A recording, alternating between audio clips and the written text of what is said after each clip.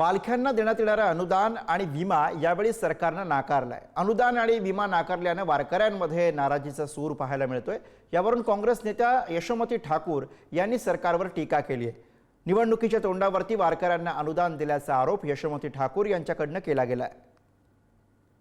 बेशरमासारखे ते हे पैसे नाही देत म्हणतायत, असं कसं चालेल? वारकऱ्यांचा खरं विमा पण काढला गेला पाहिजे, लाईफ इन्शुरन्स पण त्यांचा काढला गेला पाहिजे। प्रत्येक जिथून पालखी जाते तिथल्या कलेक्टर ऑफिसनी देखील एक ॲम्ब्युलन्स, एक पाण्याची टाकी, ह्या सगळ्या गोष्टी पण तिथं उपलब्ध करून दिल्या पाहिजे।